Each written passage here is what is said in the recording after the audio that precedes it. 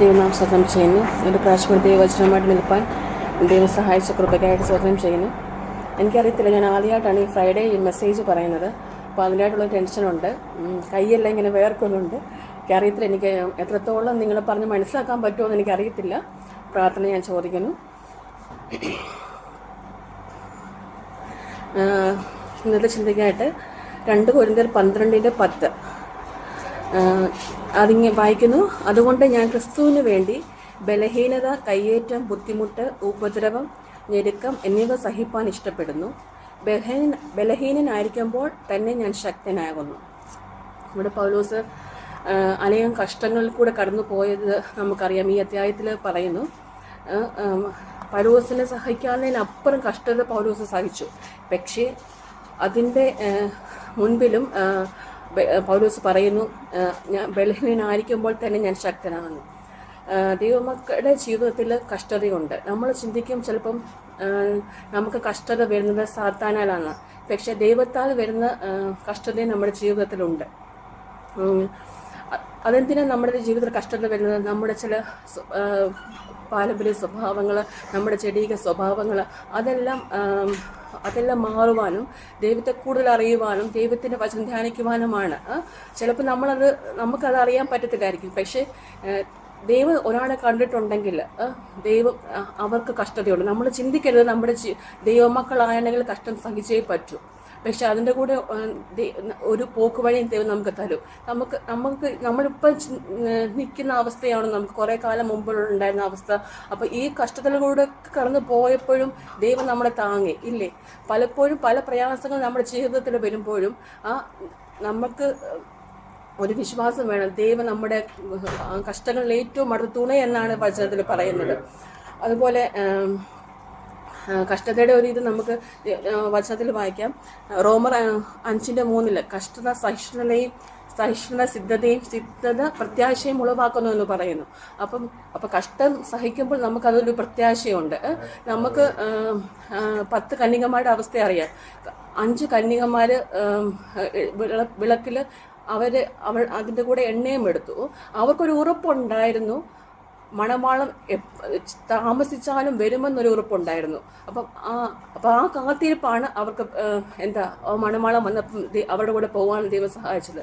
അതുപോലെ ഈ ദിവസങ്ങളിലും നമ്മുടെ ജീവിതത്തിൽ പല കഷ്ടങ്ങൾ സഹിക്കുമ്പോഴായിരിക്കും നമുക്ക് കുറച്ചെങ്കിലും ഒരു പ്രത്യാശ നമ്മുടെ ജീവിതത്തിൽ വരുന്നത്. അപ്പോൾ ആ കഷ്ടതയിൽ തളരാനല്ല ദൈവം നമ്മൾ അനുവദിക്കുന്നത്. നമുക്കൊരു പ്രത്യാശ വേണം. എന്തിനാണ് നമുക്ക് പ്രത്യാശ വേണ്ടത്? നമുക്ക് സ്വർഗരാജ്യത്തെ പറ്റിയുള്ള ഒരു പ്രത്യാശയാണ് നമുക്ക് വേണ്ടത്. ഈ ലോകത്തിൻ്റെ പ്രത്യാശയെല്ലാം നശ്വരമാണ്.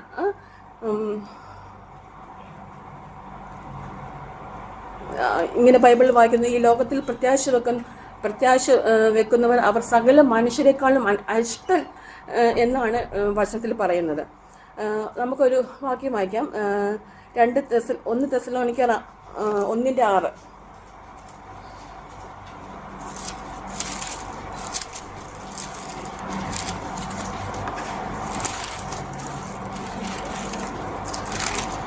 കഷ്ടം സഹിക്കേണ്ടി വന്നിട്ടും നിങ്ങൾ പരിശുദ്ധാത്മാവിന്റെ സന്തോഷത്തോടെ വചനം കൈക്കൊണ്ടു ഞങ്ങൾക്കും കർത്താവിനും അനുകാരികളായി തീർന്നു. കണ്ട് ഇവിടെ തെസ്സലോനിക്ക സഭ കഷ്ടം സഹിച്ചു. എവിടെ പറഞ്ഞിരിക്കുന്നത്? ബഹുകഷ്ടം സഹിക്കേണ്ടി വന്നിട്ടും നിങ്ങൾ പരിശുദ്ധാത്മാവിന്റെ സന്തോഷത്തോടെ വചനം കൈക്കൊണ്ട് ഞങ്ങൾക്കും കർത്താവിനും അനുകാലികളായി തീർന്നു. അപ്പം അവർക്ക് സഹിക്കാതിൻ്റെ അപ്പുറത്തെ കഷ്ടമാണ് അവർ സഹിച്ചുകൊണ്ടിരുന്നത്. എന്നിട്ടും അവർക്ക് സന്തോഷം ലഭിച്ചു എന്നാണ്. എന്തിനുള്ള സന്തോഷം അവർക്ക് ലഭിച്ചത്? പരിശുദ്ധാത്മാവിനുള്ള സന്തോഷത്തോടെ വചനം കൈക്കൊണ്ട് അവർ യേശു കർത്താവിന് അനുകാരികളായി തീർന്നു.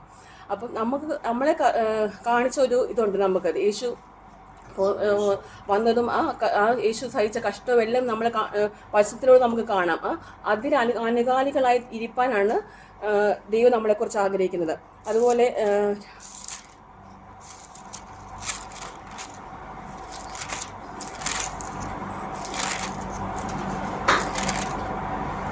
ഒന്ന് തെസ്സലോനിക്കർ 1:14 സഹോദരന്മാരെ, യഹൂദയിൽ ക്രിസ്തുവേശുവിനുള്ള ദൈവസഭകൾക്ക് നിങ്ങൾ അനുകാരികളായി തീർന്നു.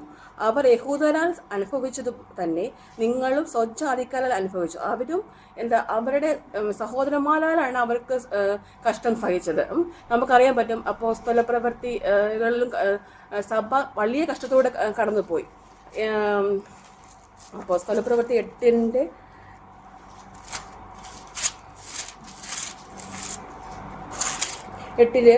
1-ാം വാക്യം. അന്ന് യെരൂശലേമിൽ സഭയ്ക്ക് ഒരു വലിയ ഉപദ്രവം ഉണ്ടായിട്ട് അപ്പോസ്തലന്മാർ ഒഴികെ, അതായത് അവിടെ ഒരു വലിയ കഷ്ടമുണ്ടായി. പക്ഷെ അവരെല്ലാം അപ്പോസ്തലന്മാർ മാത്രമേ അവിടെ താമസിച്ചുള്ളൂ, ബാക്കി എല്ലാവരും ചിതറിപ്പോയി. അപ്പം അവർക്കൊരു വലിയ കഷ്ടത കൊടുത്തു. പക്ഷേ ആ കഷ്ടതയിലും അവിടെ ഒരു ദൈവത്തിന്റെ മഹത്വം കാണുവാനായിട്ട് ഇടയായി. ആ ചിതറിപ്പോയവരെല്ലാം എന്താ ചെയ്തത്? സുവിശേഷമാണ് ചെയ്തത്. അപ്പം കർത്താവ് നമ്മളെക്കുറിച്ച് ആഗ്രഹിക്കുന്നതും അങ്ങനെയാണ്. നമ്മൾ എവിടെയൊക്കെ ആയിരിക്കുന്നു, നമ്മുടെ വചനം ഉള്ളിലല്ല നമ്മൾ വെക്കേണ്ടത്, അത് ഹൃദയത്തിൽ സംഗ്രഹിച്ച് അത് പുറത്ത് നമ്മൾ പറയണം. നമ്മുടെ അനുഭവങ്ങൾ, നമുക്ക് ഉണ്ടായ രോഗസൗഖ്യങ്ങൾ, അത് നമ്മൾക്കും നമ്മുടെ കൂടെയുള്ളവർക്കും വേണ്ടി മാത്രമല്ല, അത് നമ്മൾ പലയിടത്തും പോയി പറയണം. ഇവിടെയും ആ സഭ ഭയങ്കര കഷ്ടത്തോടെ പോയി. പക്ഷേങ്കിൽ അവർ ചിതറിച്ച് കളഞ്ഞെന്നാണ് പറയുന്നത്. ദൈവം അവരെ ചിതറിച്ചു കളഞ്ഞു. എങ്കിലും ആ ചിതറിപ്പോയവർ വചനം സുവിശേഷിച്ചുകൊണ്ട് അവിടെ എല്ലാം അവിടെ സഞ്ചരിച്ചു. അതുപോലെ അപ്പോസ്തല പ്രവൃത്തി 12:24 പറയുന്നു, ആ വചനം എന്നാൽ ദൈവവചനം മേൽക്കുമേൽ പരന്നുകൊണ്ടിരുന്നെന്നാ പറഞ്ഞ. ഗ്രൂ ആൻഡ് മൾട്ടിപ്ലൈ, അത് ഡബിൾ ആയെന്നാ പറഞ്ഞിരിക്കുന്നത്. ഇംഗ്ലീഷ് നമുക്ക് അത് വായിക്കുമ്പോൾ പറയാൻ പറ്റും. ദൈവവചനം മേൽക്കുമേൽ പരന്നു. അപ്പം ഈ ദിവസങ്ങളിൽ ദൈവം നമ്മളെ പറ്റി ആഗ്രഹിക്കുന്നതിന് നമ്മൾ സുവിശേഷം പറയണം. ആ വചനത്തിൽ ഇപ്രകാരം പറയുന്നുണ്ടല്ലോ, സുവിശേഷം പറയുന്നില്ല നിങ്ങൾക്ക് അയ്യോ കഷ്ടം എന്നാ പറയുന്നത്, അല്ലേ?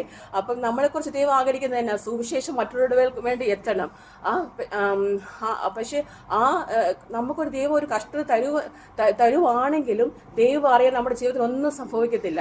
നമ്മുടെ നല്ലൊരു പൊന്നുപോലെ നമ്മളെ പുറത്തെടുക്കുവാനായിട്ടാണ് ദൈവം നമ്മളെക്കുറിച്ച് ആഗ്രഹിക്കുന്നത്. അപ്പൊ ഈ ദിവസങ്ങൾ ദൈവം നമ്മളെക്കുറിച്ച് ആഗ്രഹിക്കുന്നതിന് നമ്മുടെ അനുഭവങ്ങൾ, നമ്മുടെ വചനങ്ങൾ മറ്റുള്ളവർക്ക് വേണ്ടി പറയണം. അത് അനേകർക്ക് സൗഖ്യമാകാൻ ഇടയാകണം.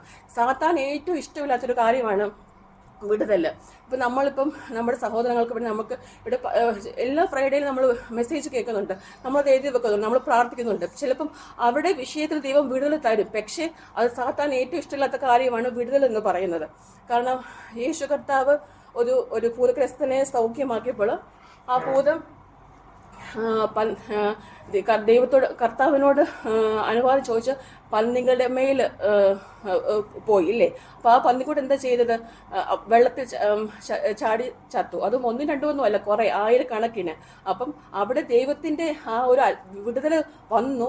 പക്ഷെങ്കിൽ സാത്താൻ അത് അവിടെ ഇളകിപ്പോന്നു. പക്ഷെ ഇതുപോലെ തന്നെയാണ് നമ്മുടെ സഹോദരങ്ങളുടെ അടുത്ത് നമ്മൾ പ്രാർത്ഥിക്കുന്ന വിഷയം വിടുതലുണ്ടെങ്കിലും സാത്താൻ അത് ഇഷ്ടമല്ല. സാത്താൻ പല സമയത്തും നമ്മളത് എന്താ പറയുക, ഇച്ചിരി ഇളക്കാനൊക്കെ നോക്കും. പക്ഷെ നമ്മളത് ഒന്നും മൊത്തം ഭയപ്പെടേണ്ട ആവശ്യമില്ല. അവൻ ആ വഴി അങ്ങ് പോകും. അപ്പം ഇവിടെ പറഞ്ഞേക്കുന്നത് എന്താ? നമ്മളെക്കുറിച്ച് ആഗ്രഹിക്കുന്നത് നമ്മൾ ദൈവവചനം മറ്റുള്ളവരുടെ മേൽ പ്രകാശിപ്പിക്കുക, അത് അവർക്ക് മറ്റുള്ളവർ കണ്ട് സന്തോഷിക്കുക, അവർക്ക് ആ വചനം കേട്ട് അവർ ബലപ്പെടുവാനും ദൈവത്തെ കൂടുതൽ അടുക്കുവാനുമാണ് ദൈവം നമ്മളെക്കുറിച്ച് ആഗ്രഹിക്കുന്നത്.